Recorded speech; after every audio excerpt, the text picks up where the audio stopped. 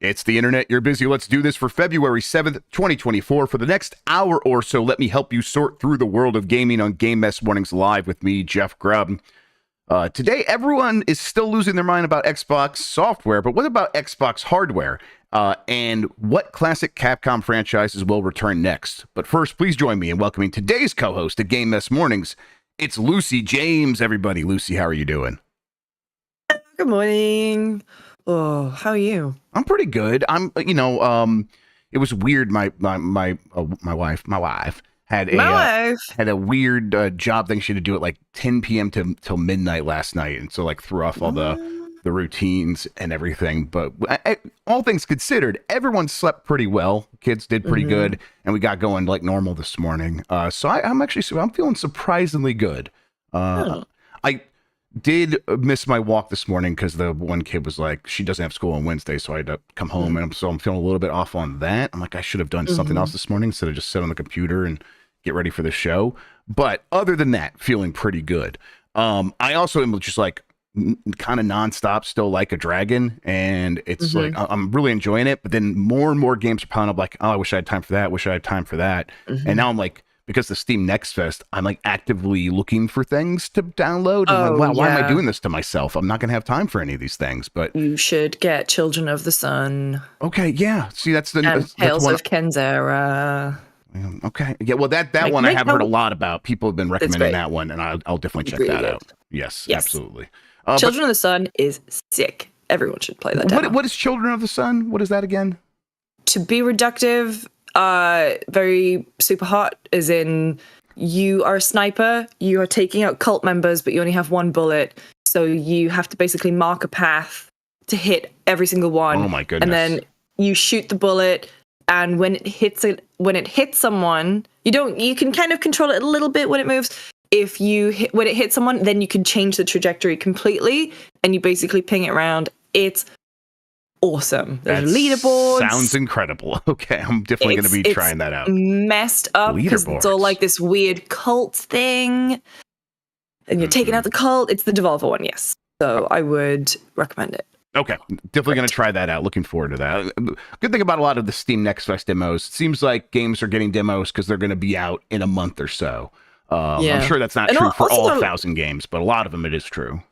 And most of them are like an hour long too, so it's lovely. Having a great time. Our buddy Jan, though, he's been playing that Balatro poker roguelike deck building game, and he's been playing for more than an hour. Let's say it sounds like he's been playing for like going on 10 hours or something like that. He just got started, so it's consumed him, and I'm worried about him. It's going to be a problem.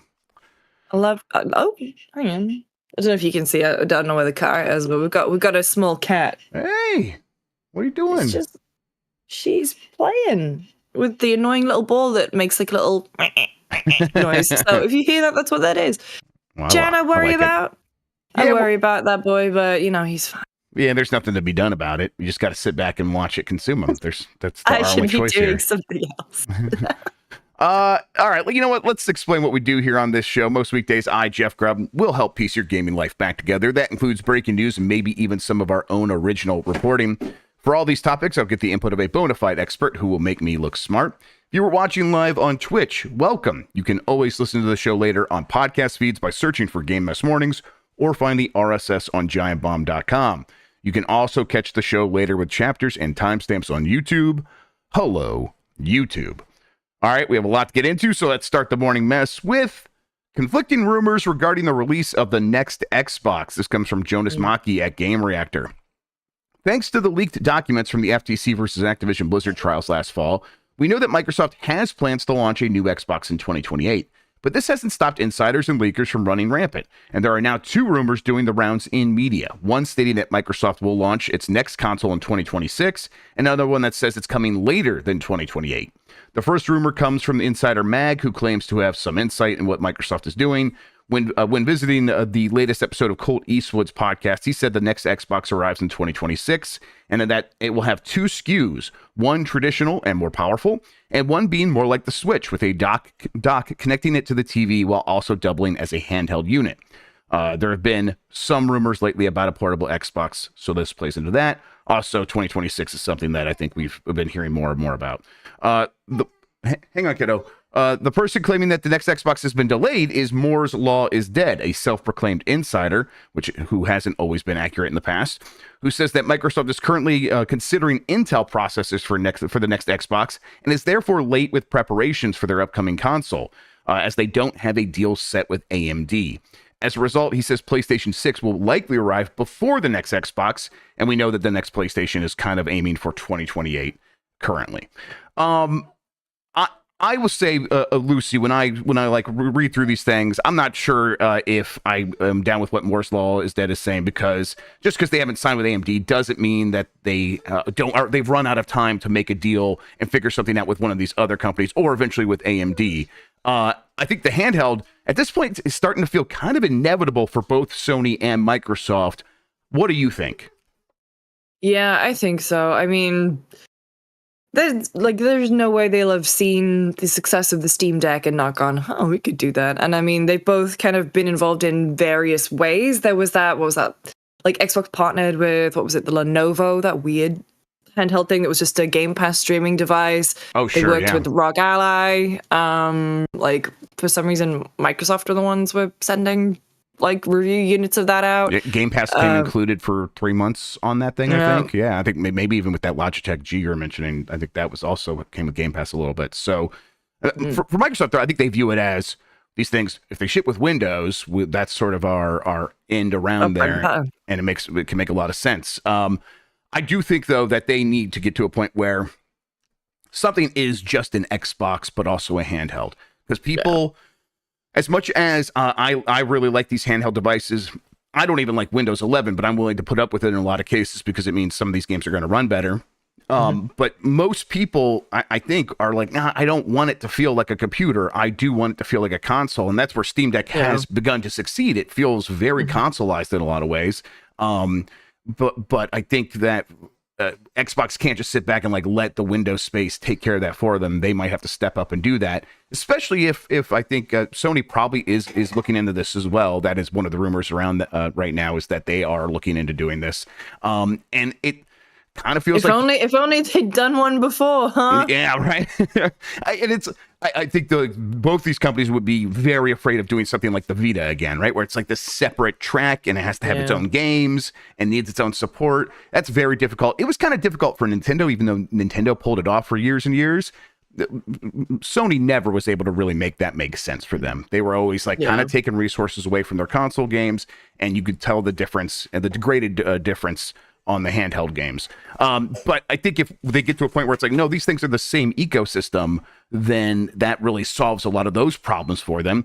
And that is kind of what I think makes it inevitable. If it is going to be the same ecosystem and the processors are getting to a point where they are efficient enough to make handhelds sort of like, yeah, you could do one of those now. It's going to be about as powerful as an Xbox Series S. Then I think they kind of have to do one, because there's a proven large portion of the market that want that way of gaming more than anything else, because it's more convenient for them. So, Lucy, my question would be, do you think when we get to this next generation, in, let's say, 2026 to 2028, whenever these things start coming out, how likely would you put it that it's going to be a home console and a handheld from either Sony or Microsoft? Oh, I mean, I think it's probably pretty likely at this stage. Like, it makes sense, but also, God, it feels very weird to be talking about the next generation already. It feels like we just started this one. Yeah, I mean, I definitely was like 100% with that sentiment like last year, and then these rumors did start popping up about maybe Microsoft might do something as early as 2026, and the PS5 Pro as well. That was kind of like set this off a little bit, because it's like, okay, well, what's Microsoft going to do in response to the PS5 Pro, which does seem like it's actually going to come out later this year. And so, well, Microsoft's not going to do anything. It's like they might be looking at taking another route. It's like, oh my God, I guess that could mean that they could jump ahead and do the next generation a little bit earlier than we were expecting. 2026 would put it at like 6 years, and that's in 2026 is only 2 years from now. So these things are going to happen. They are going to start solidifying here pretty soon. Which is, again, it's strange. It's weird. But for me, if these companies had a handheld option, I think I would go with that over a home console in many cases, because I play most of my games on PC, and if the game is on PC, that's where I want to play it. And then if I want to have an exclusive game on one of these other consoles, I often will like, man, I wish I could just play this on my Steam Deck. And I've set it up so I can play. I play my PlayStation games on an app that streams it to my Steam Deck, so I'm already kind of doing that. It's just way more convenient for me as someone who just has a hard time sitting at the TV, away from family, away from everyone else. So I think that there is clearly a market. But are these companies going to be able to make it make sense? Because I think the thing we haven't said here is a handheld Xbox Series S equivalent, even in 2026, is probably going to be very expensive and still probably very harsh on battery life. So this thing is going to have like a lot of bells and whistles to kind of get it up to snuff and make it make sense as a handheld. What do you think the top end price could be for one of these? I suppose we see in the handheld PC gaming space, some of them are like $700 up to $1,000. Yeah, so up to $1,000. But if you're looking at the shelf and you see a PS, let's stick with Xbox, and a Xbox Series X2, and then the Xbox Series S handheld equivalent, and they're both $500, is that kind of hard for them to sell to people? I would say so, yes. Especially because, both companies are bringing their first-party games to PC. And so if you already have the Steam Deck, what's to say, hey, just hold on to that and wait for a little bit longer. And especially like if you have the home console that, I don't know, like is it even going to run all of the games that you want to play on it? Is it going to be able to run God of War, or if it's the PlayStation version? Is the Xbox version going to be able to run Fable at a quality that is good enough and worth that investment at this point? I honestly don't know. I think at the end of the day, people will pay what people are going to pay. Right. I feel like both companies at this generation got pricing dead on. Like there wasn't, I remember Series X and S got announced and no one really buckled at the price. Same with the PS5. Oh yeah. As we've seen with previous generations, like there's usually, both of them coming in around the same price. People are going to pay, I think, what was the Steam Deck? Like I think mine was I think it starts at like 400 for the model without an SSD, around there, and then they go to like 600, 650. Yeah, that's right. Yeah, and so people will pay that, but is it really going to be the best place to play? No, it's always going to be the home console. So it's I really want to know what the numbers have been like on the PlayStation. What the hell is it? Portal. Yeah. I think it's sold out initially. I don't know if it's still selling out. I wonder if I can go into a Target and find one, but I'm sure people in chat will let me know. But like to your point about like, hey, what games will be compatible with it? And like the best experience, clearly the best experience will still be on the home console, but will there be examples of a new game coming out to the next Xbox or the PS6 and be like, well, actually this one doesn't run on the handheld that we're selling to you right now at the same time for a very similar price? Like that just wouldn't be an option. I don't think these companies that are console companies could get away with that sort of confusion in the market. The good news for them when it comes to that, though, I think, is when it comes to visuals and fidelity, we have reached a pretty decent plateau, to the point where if they had to scale down every future game for next gen consoles to also run on even something down to an Xbox Series S, like that, it's going to be challenging. It's definitely going to be a thing that is going to be an overall limiter on what games are, what's possible. But I don't think it's like such a limit that it would be unacceptable. And I think it's something these companies would be like, you know what, you can do a lot with this stuff. And we know that the limiting factor for most game developers is not the hardware limitations, even when it comes to an Xbox Series S. It is budget and time. And with that in mind, we're just going to ask you, if you're going to put a game on our system, it also needs to run on this thing as well. And there could be some caveats to that. Some features in the game might not work the way you expect, but overall, if a game comes out on our platform, it needs to run on the handheld. I think by 2026, that would be pretty aggressive to enforce something like that.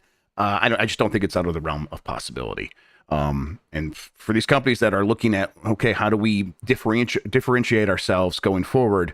They're going to, something like this is like the obvious way of doing that, because the way it is now, PS5, Xbox Series X being so similar, I don't think it's going to be like that forever. I think we're going to get very quickly here. PS6 is probably going to be very much like the PS5. And I think Xbox, to differentiate themselves, will probably take a completely different path with the next Xbox hardware and try to make something that makes a lot more sense. And in that case, they could do something like go to ARM and use a mobile processor to make a handheld make even more sense, and then figure out backward compatibility from there. The cloud. The cloud is always an option. Put me on the cloud. I guess the last thing about this before we move on, Lucy, is that, hey, we're coming off a conversation, or still in the midst of a conversation about, hey, Microsoft's going to be putting games like Avowed, or all these games that have been mentioned. I don't think Avowed's been mentioned, but like Indiana Jones is going to go to PlayStation 6 and Starfield and stuff like that. And that has led some people to be like, hey, we could be in a place where there will be no more Xbox hardware as it stands today. What do you think? Do you think in the next 2026 to 2028, whatever it is, there will be a next gen of Xbox hardware? Yes. Yeah. I think so. I mean, I think that's the thing. Everyone is kind of freaking out about like Xbox leaving the console space and blah, blah, blah, blah. And it's like, I don't think they're going to do that immediately. It'd be interesting to see, I don't know, 10 years time, 15 years time. But it would be very weird for an Xbox with no box. Yes. So I agree. I think that as it stands today, there's just no way that they don't continue mostly down the path that they're already on in terms of, hey, Xbox is a console that you buy to play games on. Yeah. But I mean, at the same time, like we've seen, certain Samsung TVs have Game Pass. You just attach a TV to it. The cloud, everything that they're doing there, I think that is absolutely... And also, like, they're not going to be putting Game Pass on PlayStation. They still need an Xbox-owned device to run that subscription service. So I don't think they're going anywhere soon. Maybe, I don't know, we'll see what happens in 10, 15 years, but I think there will be another Xbox right. for sure. Yeah, I think that they are looking at ways to transform themselves over the next 10 to 15 years, and they are trying to start to figure out that process now, but that does not mean abandoning everything that they've done so far. Capcom survey asks players if they will want to see sequels or remakes of lapsed series and franchises. This is from Chris Scullion at VGC. A new Capcom survey asks players if they want to see sequels or remakes of certain games that have gone by and haven't been around lately. The Super Elections survey, which is found on the publisher's Capcom Town website, asks 10 questions about various aspects of Capcom. One of the questions is, are there any Capcom game series, including spin-off games, that you would like to see get a sequel or a new game? The following 20 options are given. I'll give some highlights here. Darkstalkers, Okami, Onimusha, Dino Crisis, Devil May Cry, Breath of Fire, Ghosts and Goblins, Lost Planet, Mega Man, things like that. Now, these companies ask questions like this pretty frequently, but Capcom is one publisher that has said over and over that they are looking to bring more of their classic franchises back, and they're also a publisher that has successfully done that repeatedly now. When you look at this list, what stands out to you, Lucy, as the one you would want to come back the most, and maybe the one you think is most likely to come back? Okami. I'm so surprised. The only one I care about. No, I mean... Look, I don't even know why they bothered putting Resident Evil on this. Right. I think they just did that out of a force of habit. Yeah. Come on. No, that's the thing. I don't even think I would actually want a new Okami. I don't know what. I mean, lightning in a bottle, and also lightning in a handheld spin-off bottle. But I don't know. I think... I just genuinely think it'd be cool to see Dino Crisis back. Hey, 1 second. Sorry, I've got a cat I've got to yell at. Yeah, no problem. I will say that of these games, like the one I have heard rumored to me is Dino Crisis is something that they're thinking about doing, or it's something that they are doing. The problem is I heard that rumor before Exoprimal, and then I saw Exoprimal. I'm like, is this what I was getting tipped off about? And so I was unsure, but there's still a chance that they are making some Dino Crisis game, and it's just been a couple years and we'll actually start to see it soon. I wouldn't be surprised if that's the case. Yeah, and I think that would be really cool, and I'm genuinely surprised with like kind of the resurgence of Jurassic Park movies and those becoming enormously successful that they went like, hey, the kids are liking the dinosaurs again, guys. Maybe we no. The other one would definitely be Devil May Cry. 5 ripped. So like that's the team that worked on that is the leadership. It's Ino-san, so he is now on Dragon's Dogma 2, right? He probably does go back to Devil May Cry after Dragon's Dogma 2, right? Is that what you think? I hope so. I mean, I haven't really been keeping on top of Dragon's Dogma. I don't know what that kind of, if they have any kind of live service plan for it after, because it does have that online component. Yeah. But I wonder if after he will finish that and then he'll go back onto DMC, which would be great. So we'll see. Lost Planet though, damn, like that's like it's like kind of a weird one. Yeah, it'd be interesting. I think that they could totally make it work. And I bet there would be a surprising amount of nostalgia for Lost Planet. And I think if Capcom were to give it a real shot and treat it as well as it treats Resident Evil games, then I think it could even work. For me, I think I would love to see Darkstalkers back. I think fighting games are just in such a strong place right now. It'd be very cool if they could go back to that franchise and do something new there. And then, I mean, for Mikey's sake, I'll say Mega Man. Do a new Mega Man game. That'd be pretty cool too. Just for him. Yeah, or do a really upsettingly realistic remake of Mega Man 1. Do that too. That'd be fucked up. Why? Upsettingly what remake? Upsettingly realistic remake of Mega Man 1. I thought that's what you said. Like what? As in like gore? No, just like just a grown man in the Mega Man suit. Basically the cover art of the Mega Man game. Oh, right. But even more realistic than that. But even weirder. Even weirder. That's what I want. Let's see. The survey then asks, is there a game you would like to see completely remade with the latest technology, including characters design and story direction?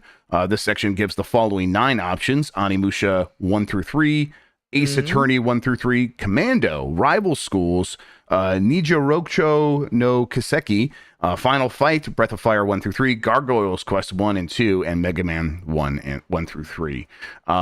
Clearly, new games are something Capcom definitely is looking at, but they have a huge apparatus to remake their games with the RE engine. Of these, Onimusha 1 through 3 seems almost kind of likely at this point. They'll do maybe they'll do Dino Crisis first, and then as they're like, they'll probably do several more Resident Evils then, and then wrap back around to something that's not Resident Evil and not Dino Crisis at that point. And I think it could be Onimusha. But we'll see. Didn't everyone thought that a new game, was it Path of the Goddess, was a new Onimusha when it was revealed at some game? You remember the name because you knew I wouldn't. Yes, Path of the Goddess. That's right. It has some other precursor name to that. It does have a precursor name that I don't remember, but I remember Path of the Goddess. That definitely has Onimusha vibes. I don't know if it's actually related to it, but it definitely looks a lot like it. So we'll see. All right, some Nintendo news. Nintendo president says we are always researching and developing new hardware and software. This is from My Nintendo News. Basically, there is the Q&A portion with investors and with analysts that happen as part of Nintendo's financial earnings. Happens with every company's financial earnings. And one of the things going into this financial report that people were wondering, speculating about, is maybe this is when Nintendo finally starts talking about its next-gen hardware. That did not happen straight up anywhere in the in their documentation. And when asked about it, that they were coy, and they're like, "Hey, our main business is the Switch still." They were asked a little bit more about it, and basically Furukawa told investors that making consoles is Nintendo's best strategy, and they're definitely looking at it. But all he would say is we are always looking, or we are always researching and developing new hardware and software. That's the most he would give. So. What else is he gonna say? Like, we're never looking at anything else. Right, but it's like, well, I think the other thing that he could say, in some people's opinion, Lucy, is, oh, well, yeah, we're making the Switch too. Some people want him to just come out, right? And it's this has caused a lot of people to worry that, well, if they're being this sort of tight-lipped about it, maybe we don't even get a Switch 2 this year. That seems extreme to me, Lucy? Is that how do you interpret that way in any way? No. Like, no, this is just a very PR primed answer to stop him from answering a question about a Switch 2 because they are not ready to announce it yet. And like, yeah, I mean, they're always researching and developing new hardware and software. You're never going to hear a president say, no, we're not looking at anything. We're just, we're doubling down on everything we're doing. We're not going to change. We're not looking at the landscape. Like, you're not going to hear him say that. This is, par for the course answer at this point. And I think it's the stock answer for a reason, probably because the next earnings report will be the annual report because their fiscal year ends at the end of March, and they'll have to be like, hey, here's what happened last year, and now here's what we expect for the entire next financial year, and they're gonna have to explain it. If those projections are through the fucking roof, they're gonna have to say something then. So I think this is all part of their expected plan. They're like, hey, we're not going to mention it now because we're going to have to mention it next time. So we'll mention it then, and either we will have already had a trailer or some event to talk about it, or we will then go into that very quickly after talking about it in the next earnings report. Even if it doesn't come out this calendar year, it's very likely could come out by the end of next March. So it's very likely going to be in that next financial report, and we'll just hear about it then. So of course they're not going to rush it, especially when they feel like they probably are going to keep selling a lot of Switches and a lot of software. They sold 1 billion pieces of software on the Switch about a year ago, and now since then they've sold another 200 million pieces of software on the Switch. It's at 1.2 billion pieces of software. That is not something that they're trying to disrupt anytime soon. No. And then, of course, Nintendo president was asked about Palworld during the earnings Q&A. This is from Chris Scullion at VGC. Nintendo president Shuntaro Furukawa has commented on the ongoing debate over Palworld and its alleged similarities to the Pokemon series. Since launching into early access on PC and Xbox last month, Palworld has become a huge breakout success.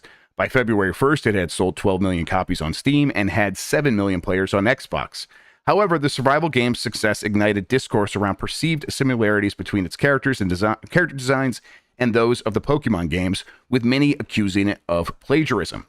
According to Reuters, Furukawa was asked about the Palworld situation at a Q&A following Nintendo's latest financial results briefing. While Furukawa didn't specifically cast aspersions on Palworld itself, he reportedly replied, "We will take appropriate action against those that infringe on our intellectual property rights." It's just, again, what else would he say? But also, he's like, we will fuck you up if you come at us. We will just go so hard at you. And I think the unsaid sentence there is, we don't know if this game violated our intellectual property rights, but if it did, it will die. If it did, it will die by our hand. By our hands. We will choke the life out of Pikachu. It. Yes. Again, what else do we expect him to say, Lucy? Exactly. That's the thing at this point. And it was when everyone was kind of popping off about Palworld and why hasn't Nintendo responded? Why hasn't the Pokemon Company responded? And we talked about it. It's because you can't respond hastily with something like this, because anything you can say, anything you say can and will be used against you in a court of law. Mm-hmm. And if they are making public statements, they've got to make sure they are ironclad. That has already absolutely gone through a round of lawyers. He's not going to comment on anything else about it until, the lawyers have done their job and kind of made their decision, because that's the thing. They have to make that decision on whether or not it's even worth taking them to court, if they do decide to do that. Because, if they lose, then it looks terrible for Nintendo and the Pokemon Company. I mean, and it could have ramifications like that would clear a path for games that are maybe even closer in terms of copyright. It could solidify and protect those games going forward, whereas it stands now, a cease and desist from Nintendo still holds a lot of has teeth, because, then they could follow up with a lawsuit, and who knows what the fuck happens then. And the reality is, we have a pretty good idea of what happens then, but Nintendo's does not want to create further precedent to be like, hey, a game as close as Palworld is protected, and how close Palworld is, whatever, we can argue about that. But that's definitely one of the things holding them back. That's I mean, go ahead. The other thing about it is that if rumors are to be believed, and I'm sorry, the cat is in her little cat tunnel and she's freaking out, so if that's that noise.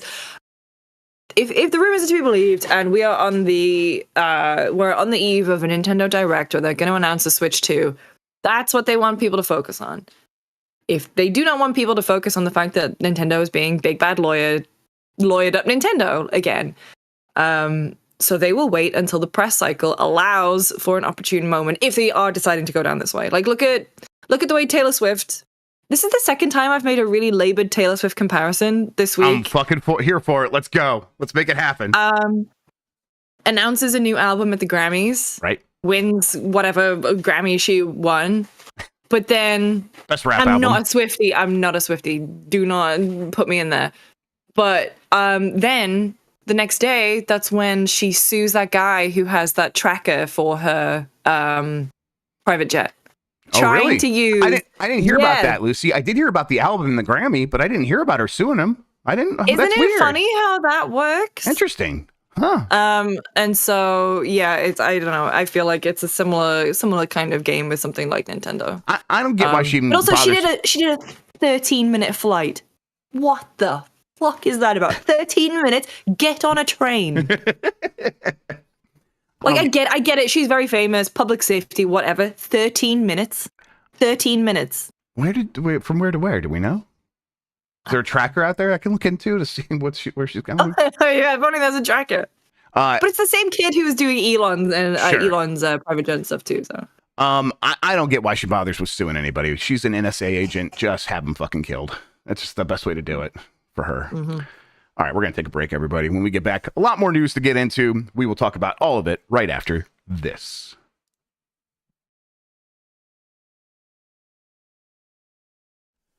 All right, we're back, and I have a headline for you. Avowed team is actively working on making combat more impactful, says director. This comes from Michael Kripe at IGN. Obsidian Entertainment has responded to criticism revolving around its upcoming fantasy RPG Avowed, saying that there is still work to be done before players try the experience for themselves. This update on one of Xbox Game Studios' most anticipated titles comes from the Dropped Frames podcast, which recently invited Avowed game director Carrie Patel on to talk about how development is going. She says it's been interesting to work on Avowed while periodically unveiling slivers of content to the public. However, as fans get to peek behind the curtain and critique what they see, she hopes they realize that these demos represent somewhat dated builds. Avowed has only shown up at events a handful of times, with one recent example being a gameplay-focused demo that appeared at the Xbox Developer Direct in January. We're getting to show more and more, but all of that is while the game is still in progress, obviously, Patel explained. One of the heartening things has been seeing fans call out some of the things that we are actively working on, like the sense of hitting and impacts as you're attacking enemies. It's like, yep, what you all saw was still a few weeks behind where we were, even when that footage was released, just because of the nature of the way these things are put together. And the team's been working on that specifically. Lucy, like, when I hear something like this, I'm like, yeah, I know that developers always know better than us. But why then do trailers get shown that maybe don't put the game in the best light? I think we probably know, but what do you think happens there? I mean, it'd be interesting to know how long in advance they knew that they would have to have something like this. Back in the day, you would have a developer make a vertical slice for a demo or something, and that would take time away from resourcing and resource away from, actually developing the rest of the game. Like, you want that vertical slice to be representative of the game, but at the same time, it's also something that you are aiming to. And so I don't know why things end up the way they do. I mean, that's the thing. Like, game development is not just like, we'll do all this, and then we'll do all this, and then we'll do all this. It's not linear in any way, right? Yeah. Yeah, and so that's probably just the reason why. It's just the way that things all come together. It's very refreshing of them to be saying this, though. Agreed. Like, to say, like, this is what it looked like a few weeks ago. We are actively working on it. And I think as well, because Avowed had a very interesting showing. I don't think it was the best showing. I think a lot of it looked a little stilted. I mean, especially when it came to I thought the conversation story stuff that they showed off was kind of difficult to understand in context. Mm-hmm.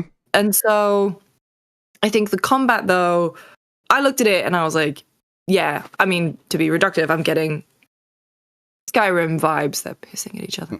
I'm getting Skyrim vibes, but like, that was 2011, and you expect something with a little bit more game feel. You want that reactivity. You want that feeling of crunch when you hit something. And a lot of people kind of said, yeah, it does look a little static. And so it is nice to be like, it's nice for Patel to be able to say, what people are commenting on is the stuff we're already fixing. I think that's really key. And so I don't think it was a bad showing for Avowed at all. I'm really interested to see the next showing of Avowed, because hopefully all the stuff will have been worked on. And also, I guess it's kind of nice for the fan base to look at stuff and be like, I don't know, feel like I made a little bit of a difference. You know, I think that's cool too. Yeah, that's a good point. Get some ownership. You don't want fans to be designing and changing everything completely. Like, you still want the developer's vision. Invested. You want them invested. Yeah, absolutely. I'll say, like, when I've asked about this sort of thing in the past about, hey, these assets that show up in these shows, what's the lead time on them? And it's like, it really is anywhere from 2 months to 6 months. These things could take a very long time, and they are very distracting for the team. They take away from primary development of actually making the game, even if it is just a video, not a demo that you're going to be playing yourself. And so hearing that it's a few weeks old, and maybe that means about 8 weeks. Maybe it does just mean a few weeks. Let's take Patel at her word here. It's a few weeks old. Is that like, okay, is that something they could change in that time? And it's well, we have seen in documentaries about games getting made. I think God of War is an example where, hey, they were making that game for a very long time, and in their opinion, the game did not become fun until the last few weeks before they were about to release the game. And it's like that is one, a terrifying proposition to me, to be like spending hundreds of millions of dollars making something and you're not sure if it's fun until the very last minute before you're about to release it. But I think it does speak to some things can improve drastically in the last 10% of building something in games. It doesn't seem like that should be the case. It's like, it should be fun right away. And especially if it's something that you're showing off. But you said it, Lucy, game development is not linear. It comes at it from all sides, and the build that you're able to show off may not have everything. I think we are also, in this conversation, giving them somewhat the benefit of the doubt here, being like, hey, okay, this is not the final product. We will assess it and judge it at that time. If you're telling me that this is something that you're aware of and you want to improve, I believe you. But then it better be visibly improved the next time we see it. And then, of course, by the time we're actually playing it. That said, I was never too bothered by Skyrim combat. I don't think, like, I give people that thinks it's floaty and weightless, and if that bothers you, hey, more power to you. It just never bothered me all that much. I'm coming to this game kind of hoping I'm going to get interesting dialogue trees, and I'm able to have conversations that lead to interesting gameplay moments. And if the melee combat is kind of okay, and then the magic is really good, I think I'm going to be pretty set with Avowed. Yeah. But I'll be doing the magic anyway. Yeah, we'll have to wait and see. Stealth archer with spells. A stealth archer, the build that everyone just kind of accidentally ends up doing. Yep. Oh, I played stealth archer again. This is my 5th playthrough. I'm still doing that again. What the hell? Stealth archer sim? Oh yeah, that's just make a game where it's like you could be anything, and then somehow you always end up being a stealth archer. That's $1 million idea right there. Visual Concept Austin has reportedly been hit with layoffs. This comes from Sophie McAvoy at GamesIndustry.biz. 2K Games has reportedly laid off an unknown number of developers at Visual Concepts Austin. As reported by game developer, former art manager Brad Bowling posted the news on LinkedIn, sharing that himself and a group of very talented developers had been let go from the company. I had a great time over the past couple of years working with some of the finest game devs in the industry, Bowling said. Over the past 23 years of making game art, I have seen some downturns, but nothing like this. Former associate software engineer Cindy F. also posted on LinkedIn that they had been laid off, along with several other amazing colleagues. GamesIndustry.biz has reached out to 2K Games for more clarification. This marks the second round of layoffs for Visual Concepts Austin. Last September, employees in multiple departments, including production, design, and QA, were affected, as reported by Game Developer. Visual Concepts Austin, by the way, everybody, they have worked on NBA 2K and a bunch of other games, obviously, that Visual Concepts works on overall. Visual Concepts, I think, I was going to say Orlando, but I think that's Tiburon, who works on the Madden games. I'm conflating the two. Yeah, Austin. Is it just in Austin? I mean, this one's in Austin. Do they not have another? Oh, they have another one? I'm not sure, honestly. I'm not positive.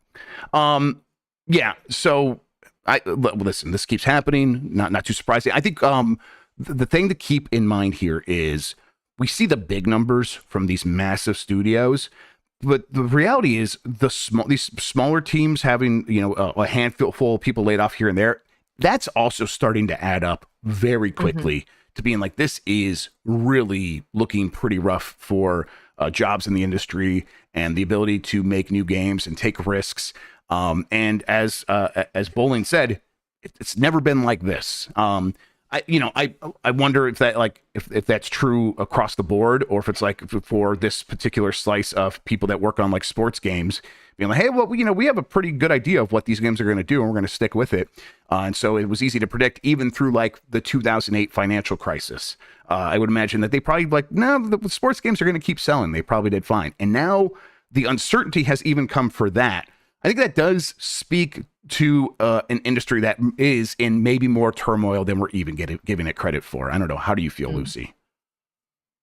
I mean, I don't know. I hope things will just kind of start to even out. I think, end of financial year, that's what I'm hoping for. Because as well, like, awful for the people who've lost their jobs, or for the people who have survivor's guilt and now are picking up the pieces. It's just such a miserable, miserable time for everyone. And I'm just, it's super sad.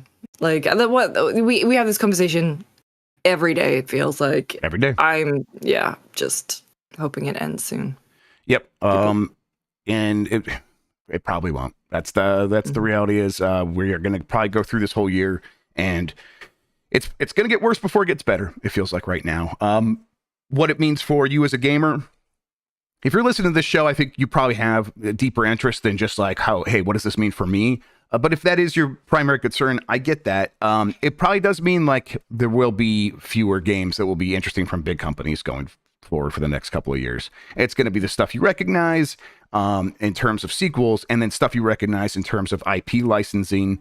And even then, feels like we're probably going to have pretty slim pickings from that. And hey, if you are looking for a way to counter that in your life, go start paying more attention to the indie gaming space. There are so many games happening there that if you could put more money into that space and provide more of a way for people to make a living doing that, that is maybe one of the ways that we counter this. All right, that Final Fantasy VII Rebirth demo is available now. People are playing it. This is from Michael Murphy at Destructoid. If you want to dive into Cloud and Company's post-Midgard adventures early, you're in luck. Announced at the State of Play yesterday, Final Fantasy VII Rebirth is getting a demo, and it's out now. Your progress does carry over to the final game. Because I think this does put you kind of near the beginning, right? I haven't touched the demo, so I'm not sure. I assume that must be how it works. It'll get you access to the first chapter. Okay, there we go. Why does the story say your progress carries over to the final game, and then also there was no mention on whether save progress would carry over? It does. It does, right? I thought it does, right? Yes, I think people have been playing it and confirmed that it does. Okay, there we go. And Final Fantasy VII Rebirth is out February 28th, so you could get kind of started on it now, and in 3 weeks, basically, be playing it for real. Your progress doesn't specifically transfer. You can just skip the demo portion, the full game. Okay, that makes sense. That's where the confusion was from. Okay, so it's just going to be an option for everybody. Interesting, weird. Have you going to check out the demo at all? Oh yeah, baby. It's the bit that I played when I did the event in like September. And there's a bit where Sephiroth is like, "Oh, you're panting, you little puppy," and I was like, "Oh my god!" I did not watch the trailer. I was doing a podcast yesterday when this event was happening, but I did see that clip. And you just said those words, and I feel like people aren't. That's how they deliver it. Right. Too. I don't feel like people weren't prepared for what you just said, because it is exactly what happens. It is Sephiroth and Cloud in battle. And Sephiroth looks over at Cloud, and it's like you look at you, you're practically panting. And then Cloud's like, "I'm just excited." And Sephiroth looks at him like, "Such a puppy." What? Oh my god! That was a bit of ambient dialogue. Or someone says something like, "Oh my god, a soldier! Can I touch your sword?" Yeah. Oh man, It has the same energy as like those side of the website ads for Ebony, where it's like, oh Lord, I want to be your queen tonight. And it's like, that's I think basically what Sephiroth was saying to Cloud. It is one of the most sexually charged exchanges I've seen in anything in my entire life, Lucy. I had to sit down after watching that. Oh, I can't wait to see the rest of it. God knows where they're gonna go. Anyway, Final Fantasy VII Rebirth out February 28th. New PS5 update will make your controller louder and your console dimmer. This is from Darren Bonthus at GameSpot. A new PS5 update is coming, and once it exits the beta of testing, users can expect a few quality of life upgrades for their console. The big feature in the next firmware update includes several enhancements for the DualSense controllers, as well as Sony aiming to improve the speaker and microphone functionality. According to Sony, the controller speakers will be capable of higher volume sound for more clarity. Meanwhile, the built-in microphone is getting improved noise cancellation features, courtesy of new AI machine learning models. Sony says background noise from button presses and game audio will be suppressed once the update has been installed. One of the most unhinged things that's ever happened in the history of video games, Lucy, is the PlayStation 5 launching with a controller that has a microphone built in that is just turned on by default. Just a crazy thing. But also turned on by default, and it captures your audio when you unlock a trophy. Yeah. Right. It's just a weird choice all around. And so like the first thing I always do whenever I'm playing an online game on PS5 is like, oh, got to turn all this off immediately. Yeah, and then a dimmer console. Those lights are pretty bright, but it hasn't really bothered me. I suppose the blue light though that will bother some people, especially if it's like in your bedroom or something like that. I can see that. And then let's see here. Final two stories. IGN staff announced a new union amid a hectic media landscape. This is from Zach Swisen at Kotaku. Today, editorial and creative workers at the popular video game and entertainment site IGN announced that they are unionizing with the News Guild CWA. Launched in 1996 as the Imagine Games Network, IGN was originally 5 different websites covering different consoles and online games. Eventually, the sites were housed under one consolidated brand and began to cover more than just games, including comics, movies, and TV shows. In 2013, IGN was purchased by media company Ziff Davis. The website has since grown into the biggest video game outlet in the world and one of the most popular entertainment sites on the internet, with over 470 million monthly visitors in December 2023 alone. And the staff who are responsible for that success are now forming a union. On February 6th, the IGN staff officially announced the IGN Creators Guild, a new union made up of just over 80 writers, editors, and content creators. They are looking for support. They have people can go sign a document in support of them if you go find their Twitter feed. But hey, congratulations to these guys over at IGN. Well done. I think this is a impressive thing to do at such a big company. So shout out to everyone that made it happen. Hell yeah, IGN and the staff over there. And finally, Skull and Bones has released nearly 30 trailers over 7 years. This is from Zach Swisen at Kotaku. Skull and Bones, Ubisoft's oft-delayed open-world online pirate video game, is almost here. To celebrate that fact, the game got a fancy new launch trailer, as you might expect for a game originally scheduled to launch less than a year after Obama left the White House. This isn't the first trailer, not even close. In 2 days, Skull and Bones will finally be playable for all when it launches to open beta on February 8th, and then a little over a week later, it will be officially released for everybody. And that's after a decade of development, promotion, and delays. It was originally meant to be out in 2018, but it missed that. Jesus, that's just a weird, wild thing to think about. But I interviewed, hang on, wait, what year? 2018. I interviewed them at E3 the first year they were there. And it was the original creative director, and I was like, I think they've had 3 or something. Yeah, they had Julian I remember they had behind closed doors, and I was like, I think I was trying to get in there to see it, and I was like, I couldn't make it happen. And that feels like a life ago in a lot of ways, because it was. It is 2024 now, if people are keeping track, and 2018 is 6 years ago. 30 crumble into dust. Yes, 30 trailer. I mean, when you really think about it, this was the game that was supposed to come out after, hey, Assassin's Creed 4, people love the pirate stuff. Let's just make a game all about that. It's like, people love the pirates. Yeah, that sounds like a great idea. You should put that out pretty soon. Probably be pretty easy because you already have all this tech. And now it's 2024. Assassin's Creed 4 was 2013, right? Something like that, 2012, 2013? It was, no, you know what? It was 2013 because it was the PS4 version was a launch title. Yeah. Mm-hmm. So that's what we're talking about. Like 10 years after like having this notion occur to them, it is finally coming out. What do you expect from Skull and Bones at this point, Lucy? I really worry that we're going to see the Suicide Squad effect in this, where it is going to be a bunch of design decisions to create a live service game on an already outdated model that is not going to be executed well enough to keep people engaged. Again, similar situation. This game has been in development for so long. Is it really going to recoup costs? No. Ubisoft also really need this to be a hit, and I wonder that, like Star Wars Outlaws and Assassin's Creed Red is also going to be this year, and that will hopefully offset the two of them because they are going to be massive. But I mean, Skull and Bones is either going to be like, I didn't even realize it was out. What is it, next week? Well, wait. It's like 18th or something? The open beta is tomorrow. Like the open beta. This is a job. Like, this is my job, and I didn't even know that. That's messed up. I'm like reeling from that. That could be on me. That's on me. I think they're being a little bit cheeky with this one. Like, hey, maybe we're gonna put that game out, and then have you received an email about Skull and Bones? Because I don't think I have. Maybe you have, but I don't think I've seen one. Not personally. That's the thing. People think that that's not my job at GameSpot. I don't do a lot of I do a lot of chatting to publishers and devs, but I don't do like the news stuff. No, so I haven't.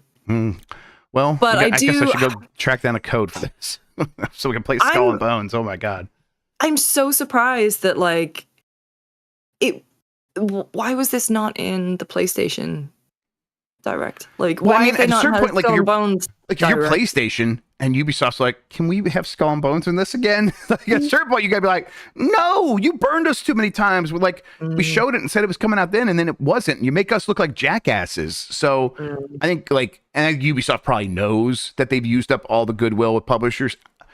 At this point, it feels like with Skull and Bones, they are, let's just get this out and get it behind us. But if they are treating it that way, hello, Kitty.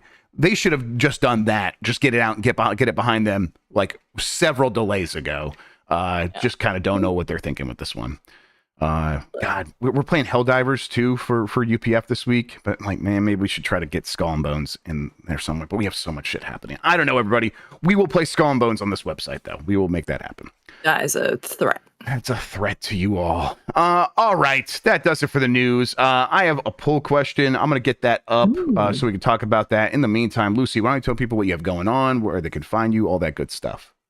That's Jelly Bean, for those asking. If you're my landlord. Jelly Bean, Peanut Butter and Jelly Bean. Like good cat names. Anyway, what am I doing? GameSpot and Giant Bomb. We are back with JoJo's Bizarre Adventure, baby. So we started Diamond is Unbreakable last week, and then we are continuing with that with our good friend Super Eye Patch Wolf. Next week, I am working on a Final Fantasy video that's not going to go out for a couple weeks, so no point telling you about that. Spot On is this week. We're probably going to be talking about Xbox, and I'm at DICE next week. Ooh. So I'm going to be in Vegas, baby, talking to, commiserating with a lot of people, probably. Yeah, probably. Being sad, about industry stuff. Hopefully it is a chance for everybody to get together and kind of support each other as well.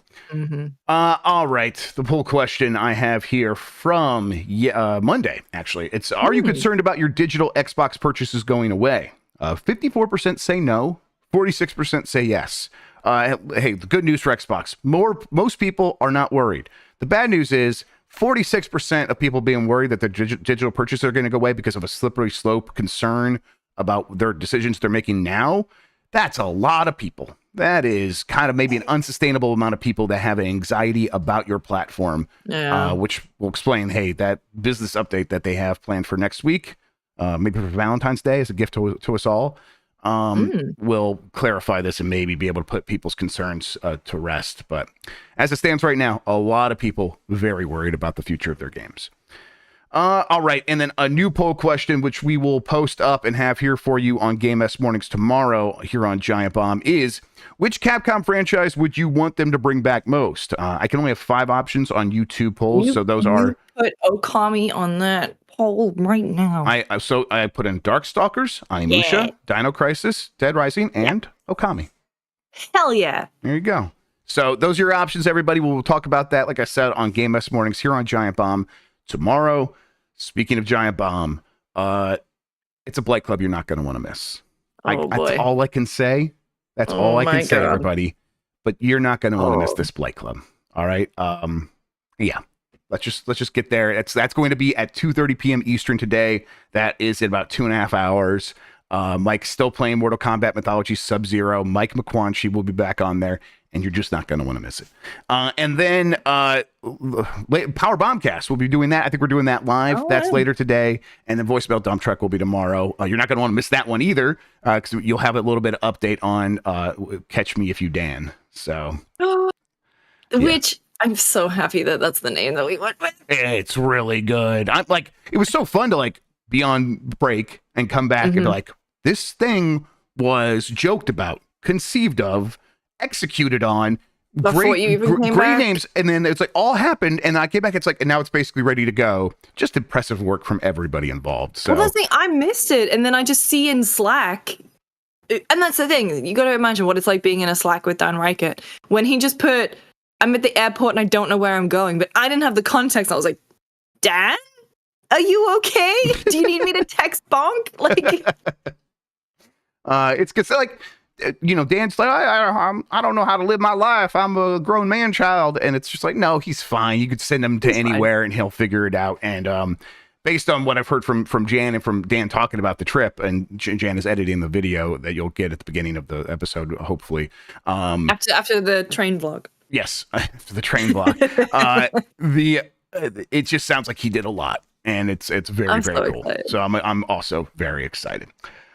All right. And then there's more happening. Like I said, Helldivers 2 for UPF. And then Bombcast Revengeance this week. Lucy, you're going to be on there? Yes.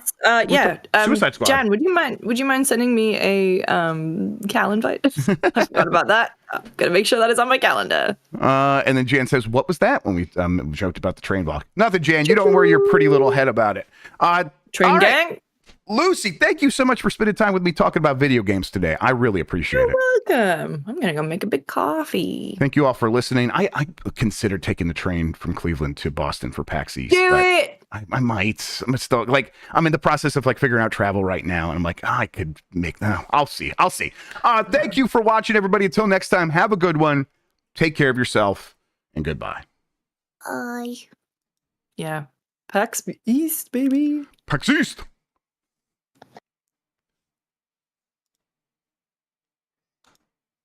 Over 1,000 people.